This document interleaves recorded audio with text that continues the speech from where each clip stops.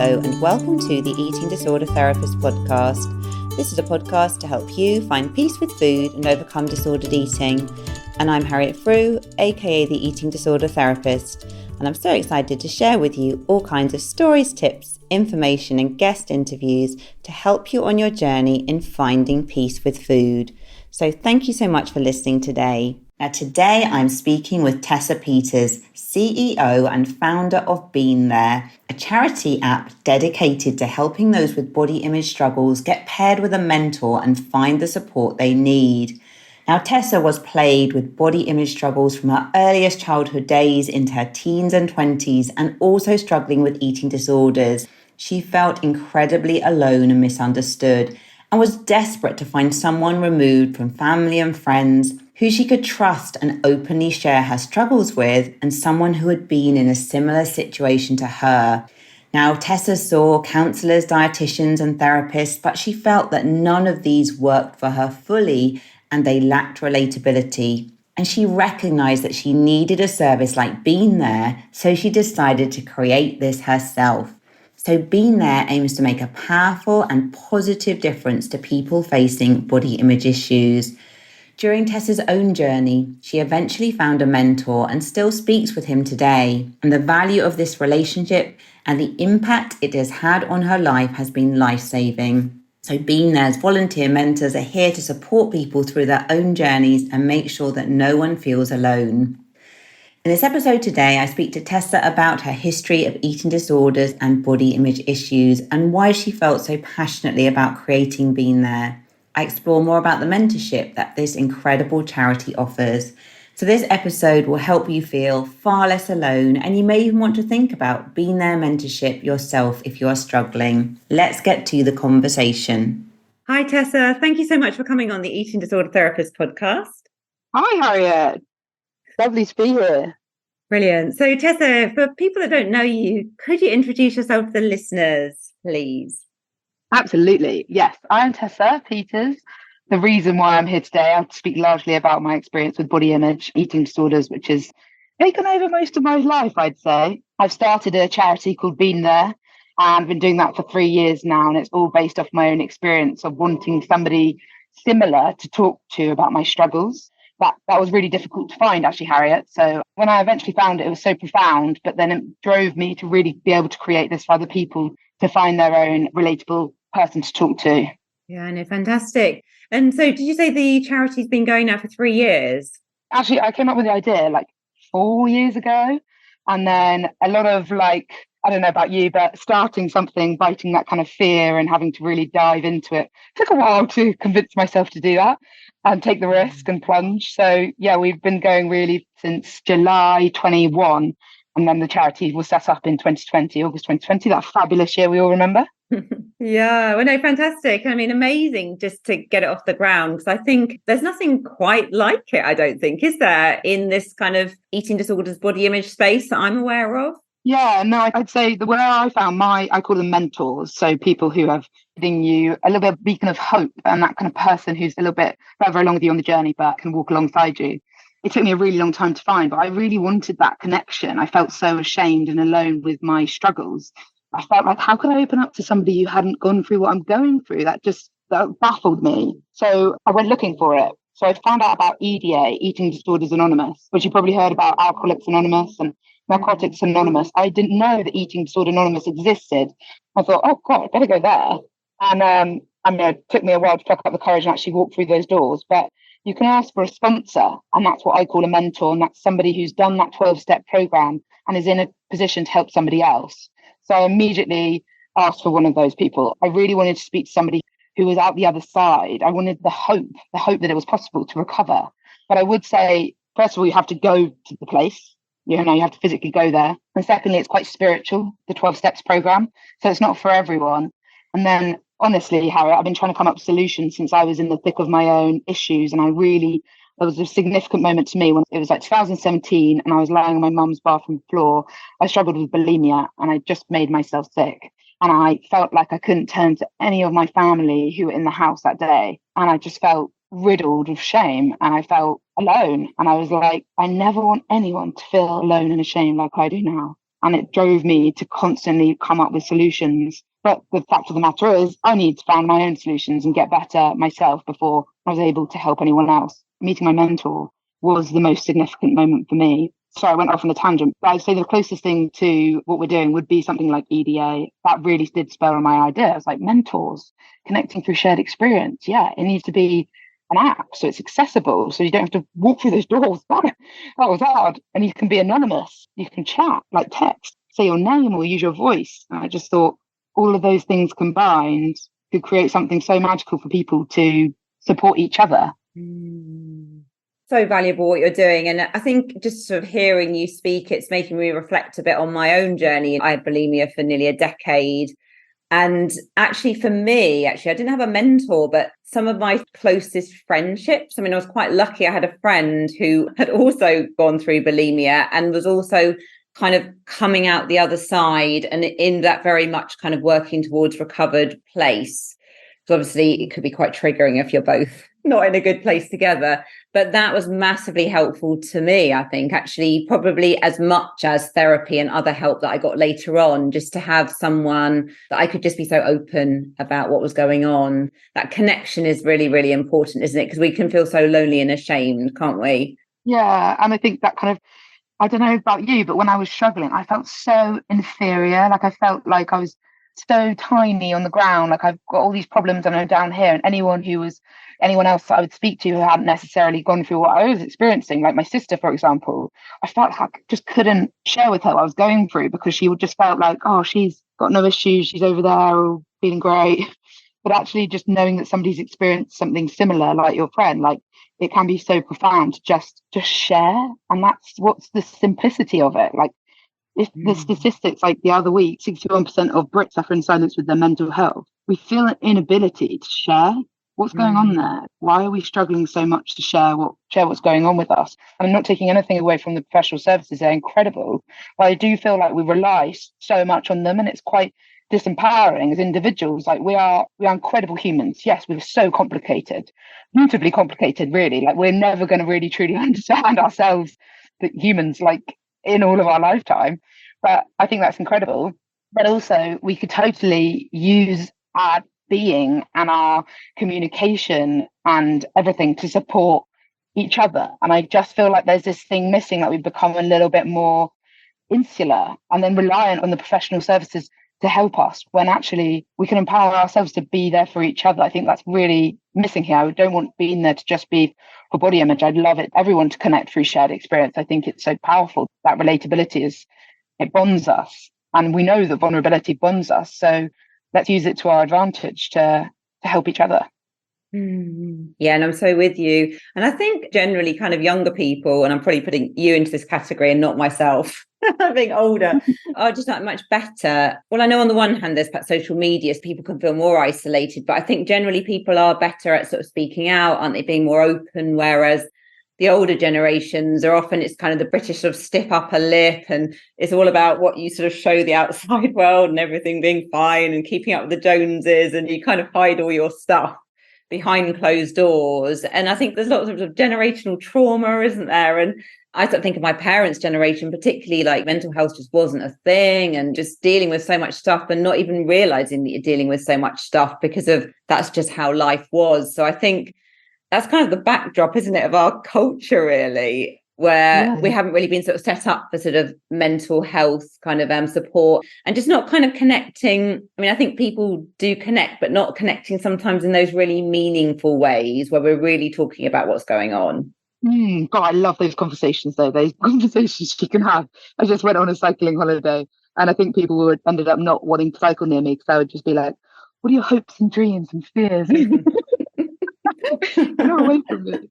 Yeah, we have so much I find that whole thing fascinating, the generational trauma, because my mum definitely has a body image issue and is working through that. And then my grandmother, like it's definitely carried down. I'm determined to break it, but there's just so much that is kind of innate within us that we don't even know where it came from. And I think it's quite powerful if we can step into understanding it and knowing that we all have our own struggles. We really, really do. Like I actually just started this thing today, Harriet, called the Been There Bench, where I want to being there is an incredible platform where people can share vulnerably and feel safe and secure and everything, and it's all in the container of the app. But what about real life? Like, I want this to be in real life. I want us to all to share and feel more able to share and listen and be there for each other. The whole idea is to have a bench that I go to every single week where I just talk to strangers about their mental health. And I want to encourage people to open up.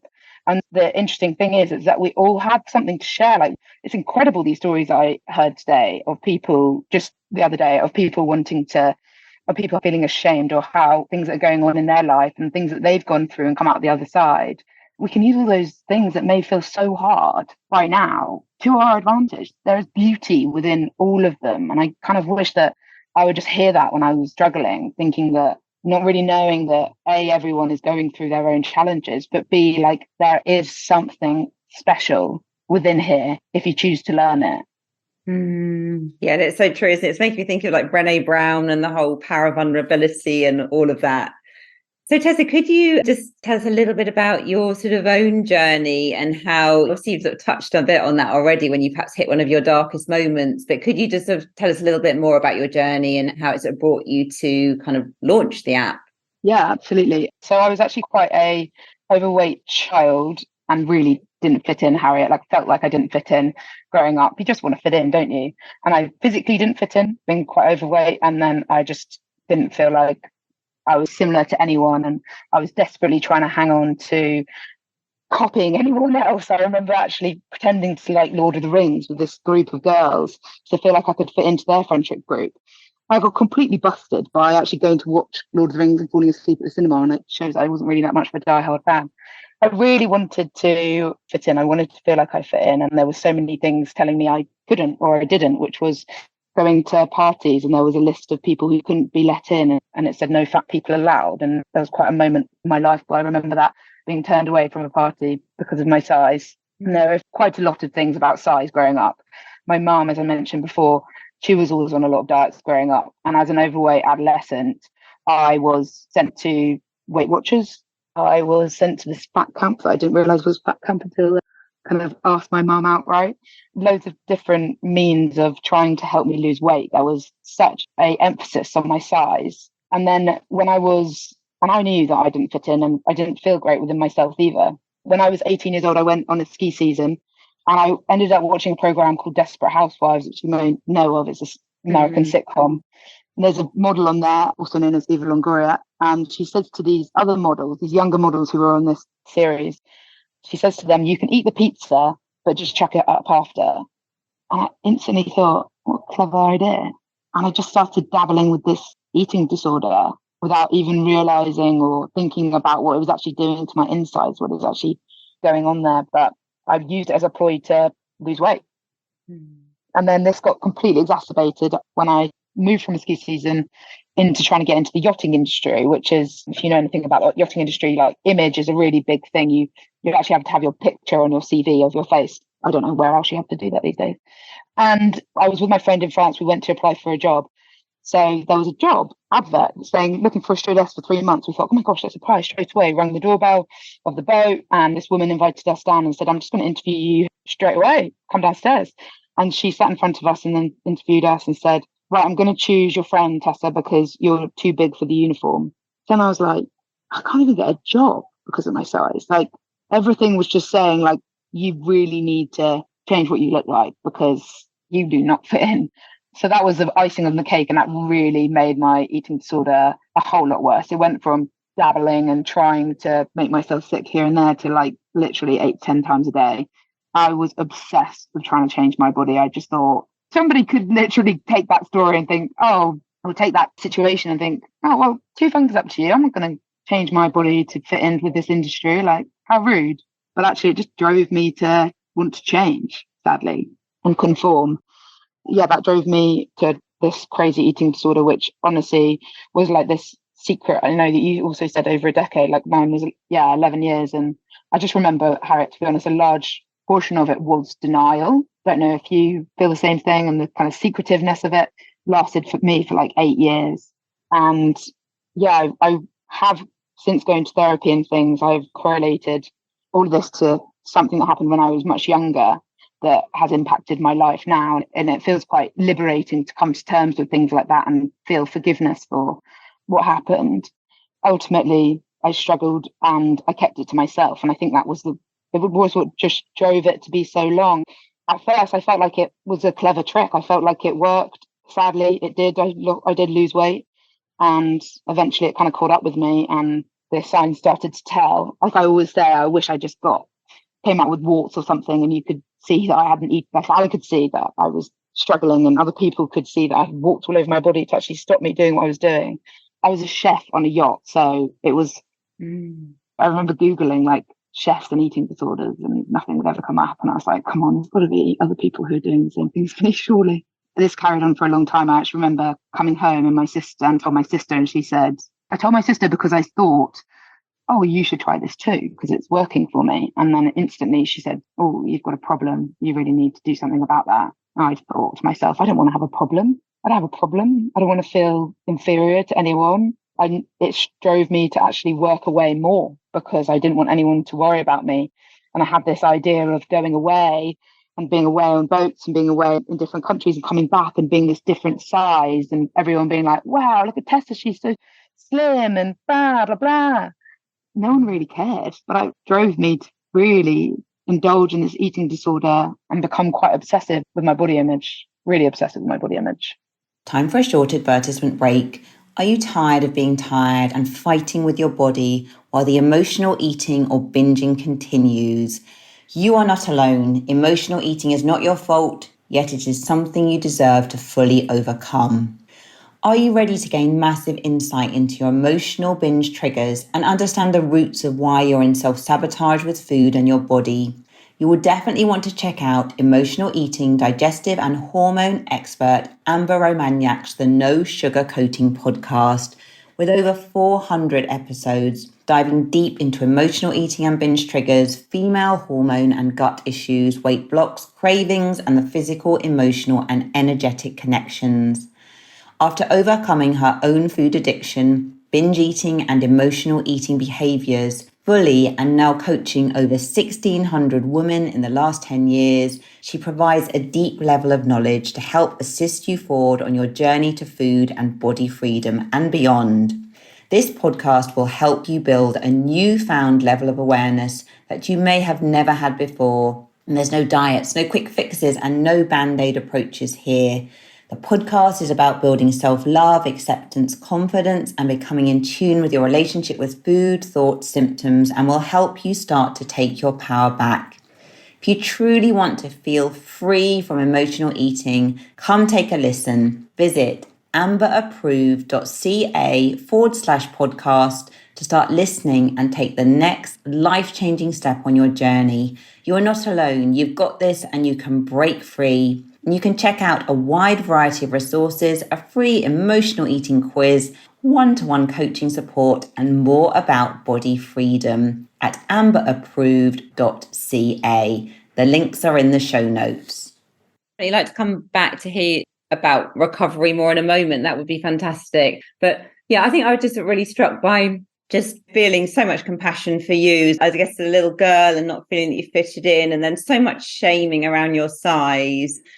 I'm not surprised that then when you went into that kind of whole yachting world, it was just like the thing that tipped you over the edge, wasn't it? Like all the seeds were sown, really, I think, for you to be not feeling good about yourself. And then in that very image obsessed world, I just think no wonder really that you really fell into quite a severe eating disorder.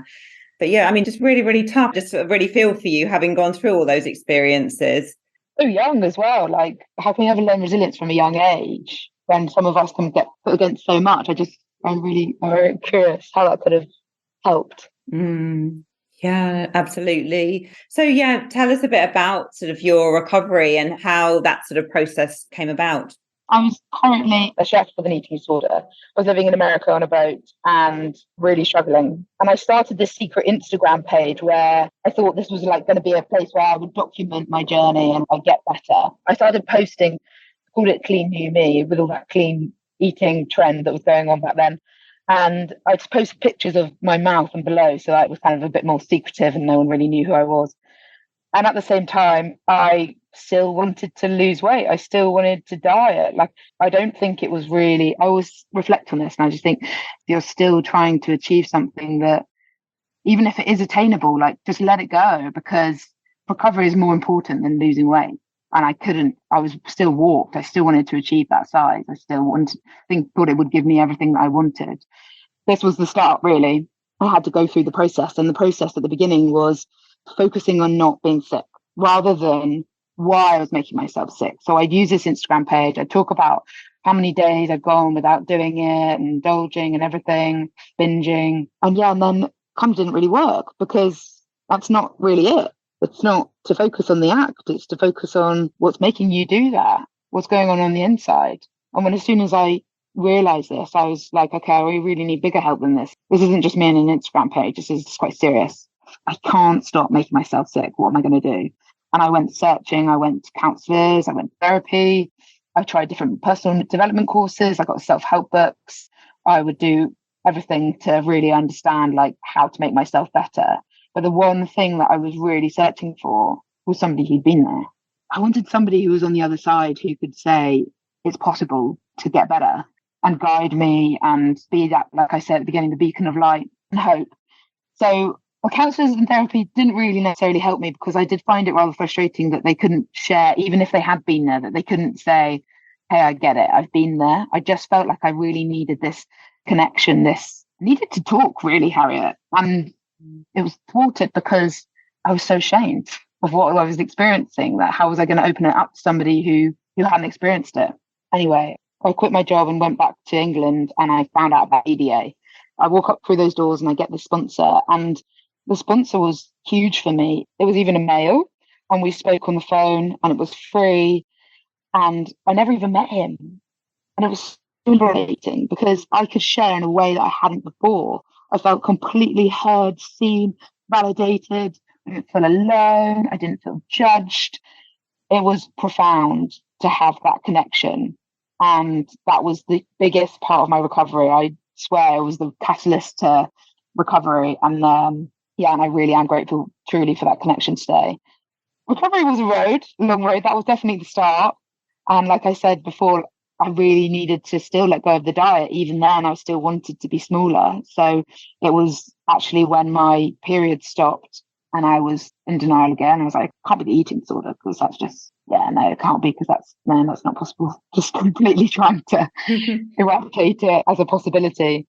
And then I remember trying to see this nutritionist to help me get my periods back. And then I did share with her, because I did feel like wasn't really telling the truth. I said, I do still I've had an eating disorder, but I'm in recovery now. And she's like, yeah, but do you still engage in those behaviors? And I was like, yes, I do. And she's like, right, we need to really focus on that, because you can see me when you're better, but like, really, please focus on your recovery. And at that point, I really had to put recovery first. There's been so many significant points in my recovery journey. I really largely did do it without therapy. I know that's not normal, but it was mentors, it was self-help, it was personal development courses, it was learning about myself, understanding myself, getting to know myself. But there was some significant parts. One was forgiveness, because we know, anyone probably listening to this knows, like, an inner critic is huge, isn't it? Particularly in the eating disorder world, the berating of ourselves, wanting more, not feeling good enough. That's your whole thing, the not good enough feeling. And I was on this recovery journey and I felt really good. I was really getting better. I had a slip up. Getting so angry at myself, berating myself. And I remember actually calling my cousin, which is not what I'd ever do. And I shared with her and she said, Tessa, this is where the magic is. Can you actually forgive yourself for what you've just done and feel forgiveness? Not just say, oopsies, I forgive myself. Like, actually really feel it in your body and in your heart and acknowledge that you've come so far, you've done so well, it's fine, make it okay, and hold yourself. I really, really tried. It was an incredible moment, because normally I'd wake up and say, did you make yourself sick? Yes, you did, idiot. Oh, did you overeat? Yes, you did, you idiot. Oh, did you under-exercise? Yes, you did, you idiot. And I'd start the day feeling crap. But in fact, when I was able to forgive myself and really, truly feel it, that was a beautiful moment where I could then embody that continuously, because we're always going to make mistakes, aren't we? Yeah, absolutely. And it's so interesting, isn't it? Like, the theme of connection has been so powerful for you, hasn't it? Like in that moment when you were able to really bravely reach out to your cousin, but also to be able to kind of accept that support almost, and then to like actually be able to forgive yourself after having probably that very compassionate conversation. Yeah, and actually also being a mentor, so I'm a mentor on being there myself. And actually from now being there for somebody else is so beneficial on your own healing journey. Like I just didn't realize it until I engaged in it. And it's been profound and beneficial to me as well as the person, which is incredible. Another layer of healing that you just almost don't really realize is possible. I'm sure you feel something like that from what you're doing as well. Yeah, and it's so true, isn't it? I mean, I always do call myself the wounded healer, really. Oh, I like that. There's so much truth in it, isn't there? I think, actually. I know for me as well, actually, just having the desire to help other people really helped me to really sort of embody recovery more myself on that deeper level, because of that sense of responsibility and that sort of sense of passion and purpose and wanting to help others. It gave me like a laser focus away from the eating disorder, which was really helpful. So I think there is so much in it, isn't there, actually? I'm so with you with that. I think it's the 12 step on the 12-step program as well. Yeah, and actually then, because the eating disorder can be so insular, can't it? I felt that I became so selfish. All my thoughts were about me, my body image, what I've eaten, what I've done, going to do, being better, not good enough, just going over and over in my head. But actually, when you make the focus something else and you take it's like a healthy distraction in a way, but you make life not about you so much anymore. And it's definitely no bad at all come from it. Yeah, no, so true. So tell us a bit more, Tessa, about like for people listening, if they want to find out more about the app and the mentoring, like tell us a bit more about how it works on a practical level. Yeah. So BeNet is set up for people who are struggling with their mental health, but specifically body image. And we have an app where people who are struggling can safely chat to somebody who's been there. So it's about finding that human to human, relatable support in a safe way, in this beautiful, safe container. And all of our mentors, they've all been there, whether they've gone through something themselves or somebody close to them has gone through something. And they fill out an application form, they are vetted, they are trained, and they are supported by us. I really want to make it really safe and quality. And yeah, the support element is really vital because we can do all the training in the world, but the minute you're in front of somebody going through something, you never know how you're going to feel and how you're going to act, the support that you may need. So it's a beautiful like learning and development for yourself and an opportunity to give back. And then the mentees, anyone, struggling with body image, which, as we know, that encompasses quite a lot. So it's quite a broad terminology. And the reason for using that was, even when I would make myself sick 8 times a day, I would never have said I had an eating disorder. I think that eating disorder can sound really scary, and perhaps it's hard to acknowledge that that's what's actually going on for you. And body image really is quite rife today. The terminology makes it a little bit not have so much of the weight, and we're really trying to get people before it could even escalate to something more sinister. Yeah, no, and then all the mentors, I'll just say, sorry, Harriet, they're all volunteers, so they all give up their time and they can volunteer anything from 1 to 3 hours a week, and it's all chat functionality on the phone, so it's super accessible. And yeah, we're always looking for more mentors. If anyone is ever listening, we have a goal of 100 mentors this year. And we love for people to join us on that journey. Yeah, and it sounds fantastic. And how often, in terms of like the frequency, how often people talk to their mentor, is that quite variable, or is there sort of a guide for that? Yeah, we do 1 hour a week. To be honest, I started it and it could be whenever you wanted, but it didn't really bring any sort of consistency, and it's quite hard as a mentor to manage if you're having constant chit chat. So we like to be a bit more boundaried. We piloted the service for almost 2 years to understand how to best understand what people needed and how the mentors could also manage their time and boundaries within that. So yeah, 1 hour a week, and they can book chat times with their mentors. And we say for 4 months, they get free mentoring. And then we basically would assess after the 4 months if they'd like to carry on or what other support there is that would be helpful for them. Yeah, no, fantastic. And do you find as well, I guess it's probably varies so much from person to person, but are people often maybe having therapy or other support and having some mentorship at the same time, or is it really variable from person to person? Yeah, it's quite variable. I would say the large proportion are. It's like just another nice part of recovery is just having that person who's kind of more on your wavelength. peer-to-peer support is, you'll probably read a lot of research around peer support. It's really impactful, and we're seeing the impact that it can have on us. So, and then also waiting lists. So a lot of people are on waiting lists and just wanting somebody to talk to in the meantime. And we actually have an expert, Tom Midgley, who created the training course and has worked with us. Some of his patients would also see being their mentor to walk alongside them whilst they got their psychology support as well. Oh gosh, it sounds like a fantastic service. I think amazing, Tessa, really, that what you're sort of creating with your team. And I think just so valuable, as we've been talking about throughout this whole episode, really, that we often feel so ashamed, don't we? I think when we're sort of struggling with these issues, and just being able to connect with someone else who has really been there and gets it. That's just amazing to be able to actually have that connection and just to be able to talk openly about what's really going on. Yeah, that's the whole thing, isn't it? We just need to be able to talk more. We need to feel safe. We need to feel heard. We need to feel seen. And actually, I don't know about you in your life, but if you perhaps have those people that you know that you could speak to and they will just do just that within your life.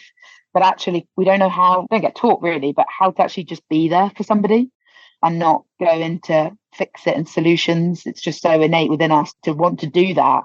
But actually, the best thing we can do for people as just a peer support is just listen, just hear them, just validate. Yeah, 100%. So Tessa, for anyone listening who is interested in maybe being mentored or who would like to maybe become a mentor themselves, what's the best way to get in touch with you? If you want to be mentored, then you can just download the app and set up a profile. It's pretty simple. And we will match you with a relevant mentor, and then they would engage with you and create some times in which you would speak. And if you have any issues with that, or you want a little bit more information, it's all on our website, the link tree from our Instagram, Been There app. And then if you want to join as a mentor, there's more information also on our website through our Instagram, or just Been There, www.beenthereapp.com. And as a mentor, I would say, allow an hour to fill out an application form. And the application form is actually directly on the app. And then that will go off and we will do 2 reference checks, then a DBS check, and then you'll be all ready for a training course. So if you want to find out more information before you fill out the application form, then by all means reach out, email us, or there's more information on our website. Hey, I'd love to have you. All right, sounds fantastic. Well, I shall make sure all the info is in the show notes. So thank you for that. So Tessa, thank you so much for coming on the podcast today. I just really appreciate you sharing, and I think you're doing an incredible job. And I'm sure that there are going to be lots of people listening who will be really interested to find out more. Thank you so much. Thanks, Harriet. Lovely. Thank you so much for having me. So I hope you enjoyed this conversation just as much as I did, and do go and check out all of Tessa and Been There's details in the show notes. If you're not following me already, do seek me out on Instagram at the eating disorder therapist _. And for further support with your relationship with food, do go to the eatingdisordertherapist.co.uk. If you enjoy this podcast, I would be so grateful if you would follow, rate and review, as it helps it reach so many more listeners. Thank you so much for listening today, and I look forward to sharing another podcast episode with you very soon.